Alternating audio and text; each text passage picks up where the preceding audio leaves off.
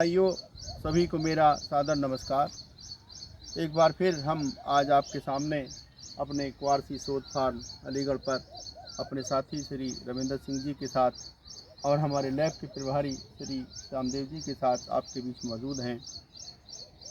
साथियों, जैसा कि हम आपको बताते रहते हैं और आप भी जानते हैं कि हमारे आज के वक्त में हमारी खेती किसानी में जो सबसे बड़ी समस्या है वो है कि हमारी खेती में किसी उत्पादन लागत बढ़ रही है, उत्पादन नहीं बढ़ रहा है, बल्कि जो उत्पादन हमें प्राप्त हो रहा है वह रसायन युक्त है, जिसके खाने से हम आप सब बीमार हो रहे हैं। हमारी धरती माँ भी बीमार हो रही है। इसी के संबंध में मैं बताना चाहूँगा कि हमारे बीच हमारे साथी लैब के प्रभारी श्री श्यामदेव जी हमारे बीच मौजूद हैं।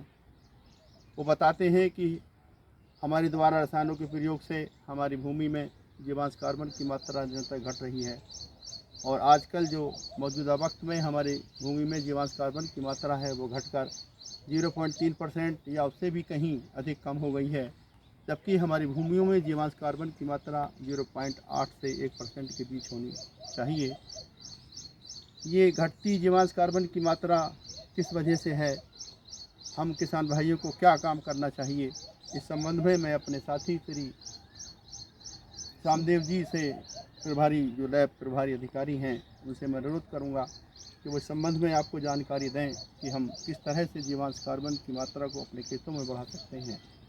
श्री श्यामदेव जी। किसान भाइयों, सभी को मेरा सादर प्रणाम, नमस्कार, राम राम।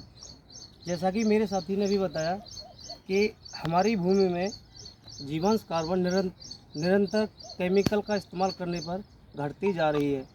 सबसे पहले मैं बताना चाहूँगा कि जीवांश कार्बन क्या होता है।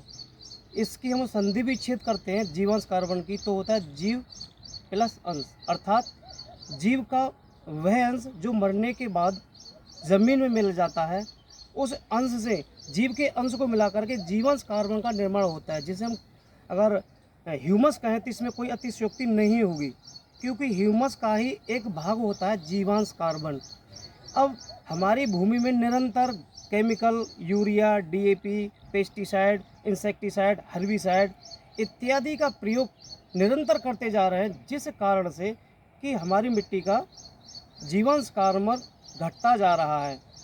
अब हमको देखना है कि हमें अपनी ज़मीन को सही सलामत रखना है, उसकी उर्वरता को बरकरार रखना है, उसकी उत्पादकता को बनाए रखने के लिए हमें जीवांश कार्बन की मात्रा को सही रखना होगा। यानी कि जैसा कि हमारे साथी ने बताया कि ज़मीन के अंदर 0.8 से लेकर के 1% जीवांश कार्बन होना चाहिए, लेकिन वर्तमान की स्थिति बड़ी ही गंभीर है, दयनीय है।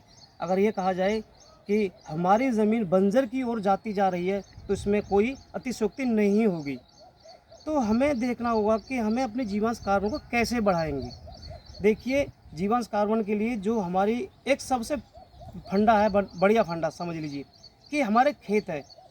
खेत की अगर एक व्यवस्था कर दें हम कि खेत की मेड़ को बहुत मजबूत मोटी बनाएं और मेड़ पर खेत पेड़ लगाएं, तो उससे क्या होगा कि जो हमारे कभी बरसात का पानी होता है, खेत का पानी खेत में ही रहेगा और जो वृक्षों से उसके अवशेष गिरते हैं, फल फूल पत्तियां झड़कर ज़मीन में गिरेंगी, उससे क्या होगा, वो डिकम्पोज होने के बाद में वहीं सड़ गल कर क्या करेंगे, वो जीवांश का ही एक पार्ट बनाएंगे। और यदि और दूसरी एक चीज़ रहती है कि जहाँ पर हमारे वृक्ष हैं उसके नीचे जो ज़मीन का टेम्परेचर है, तापमान है, वो एक इस स्तर पर रहता है जितना कि ज़मीन का होना चाहिए। इससे क्या है, जो जीवाणु होते हैं, सूक्ष्म जीव होते हैं, वो जीवित रह जाते हैं। यदि हम खेत में पेड़ नहीं होगा तो क्या भूमि का तापमान अधिक रहेगा, अधिक होने से क्या होगा, जीवाणु मर जाते हैं, नष्ट हो जाते हैं। अब जीवाणु ही नहीं रहेंगे, जीव ही नहीं रहेगा तो उसका अंश कहाँ से आएगा। जब अंश नहीं होगा तो हम जीवांश कार्बन भी नहीं रह पाएगा। इसके लिए हमें क्या करना चाहिए कि देखिए, जैविक खेती की तरफ बात कर रहे हैं सर, हमारे सर ने बताया अभी कि जैविक खेती को प्रमोट करना चाहिए। इसमें जीवामृत का प्रयोग करना चाहिए, घन जीवामृत का प्रयोग करना चाहिए हमारे लिए। और जो फसल अवशेष होते हैं, उन फसल अवशेष को देखा जाता है कि किसान जला रहा है, फसल अवशेषों को जलाता है, उन पर पाबंदी लगानी चाहिए या उनको समझाना चाहिए, इस प्रकार से मोटिवेट करना चाहिए कि यदि हम खेत के अवशेष फसल अवशेष के लिए खेत में ही सड़ा गला दें तो उससे जीवांश कार्बन की मात्रा में वृद्धि होगी। और एक कितना लाभ होगा इससे, एक तो हमारे वायुमंडल प्रदूषित होने से बचेगा और ज़मीन का तापमान जो आग लगाने से बढ़ता है उसको मेंटेन कर पाएंगे हम, और ज़मीन के अंदर जीवांश कार्बन की मात्रा को में भी वृद्धि हो जाएगी। इसी कारण से और इसी प्रकार हम कम से कम केमिकल को अवॉइड करते जाएं, धीमे धीमे केमिकल को छोड़ते जाएं। जैसे कम से कम केमिकल का इस्तेमाल करेंगे, जीवांश खाद का इस्तेमाल करेंगे, तो हमारी ज़मीन के अंदर जीवांश कार्बन की मात्रा बढ़ती चली जाएगी। यदि एक बार ऐसी स्टेज आएगी हम पूर्ण रूप से केमिकल को अगर छोड़ देंगे तो मैं दावा करता हूँ कि हमारी ज़मीन में 1% कार्बन होने में देरी नहीं लगेगी। और जिस दिन हमारी ज़मीन में 0.8% भी अगर जीवांश कार्बन पहुँच गई तो मैं मानता हूँ किसान के लिए खाद की इस्तेमाल करने की कतई आवश्यकता नहीं पड़ेगी, और वह भरपूर जितना के उत्पादन की कैपेसिटी वाली वैरायटी बोते हैं उतना ही उत्पादन हमारे लिए बिना खाद के देगी। कृषि उत्पादन लागत कम आएगी, इससे उत्पादन लागत कम आएगी, ज़मीन की उर्वरा शक्ति बनी रहेगी, उत्पादकता में वृद्धि होगी, और जो हमारा ज़मीन का जो नेचर, जो प्रकृति है, उसको भी बहुत बड़ा लाभ होगा। ठीक है, धन्यवाद। बहुत बहुत धन्यवाद रामदेव जी। जैसा कि आप सब लोगों ने सुना, उन्होंने बताया कि जीवांश कार्बन की जो कमी हो रही है वो किस वजह से हो रही है। मैं उन्हीं की बात को दोबारा से दोहराना चाहूँगा। ये जो आप मेरे सामने देख रहे हैं ये मिट्टी है, और मिट्टी एक जीवित पिंड होती है। तो जीवित पिंड इसलिए है कि इसमें हमारे किसानों के मित्र कहे जाने वाले केंचुआ और नाना प्रकार से सूक्ष्म जीव रहते हैं, इसलिए हम इसको जीवित पिंड कहते हैं। आजकल जो हम खेती इस तरह से कर रहे हैं, रसायन आधारित खेती कर रहे हैं, हम अपने खेतों में जाने अनजाने में कीटनाशी का इतना प्रयोग कर रहे हैं, इसकी वजह से हमारी भूमि में रहने वाले केंचुआ तो क्या सूक्ष्म जीव भी मर गए हैं।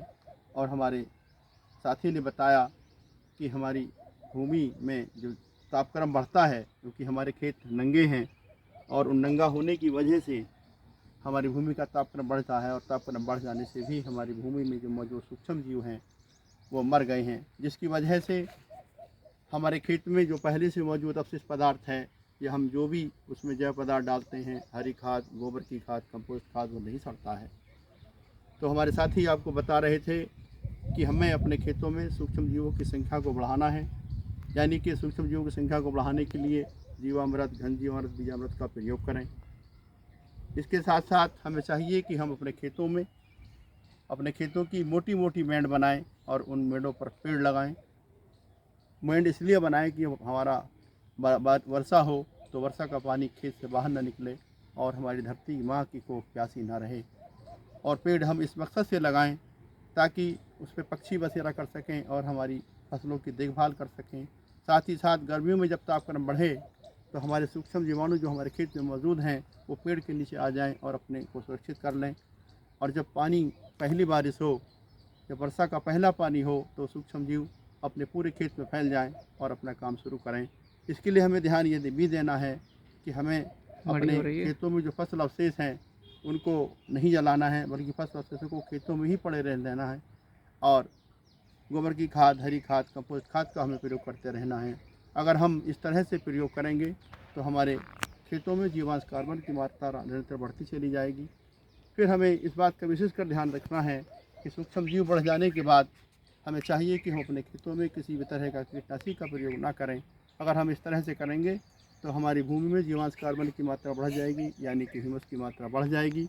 फिर उस भूमि में हमें कोई भी हम फसल बोएं उसमें कृषि उत्पादन लागत कम आएगी, और जो उत्पादन होगा वो बेहतर गुणवत्ता वाला होगा।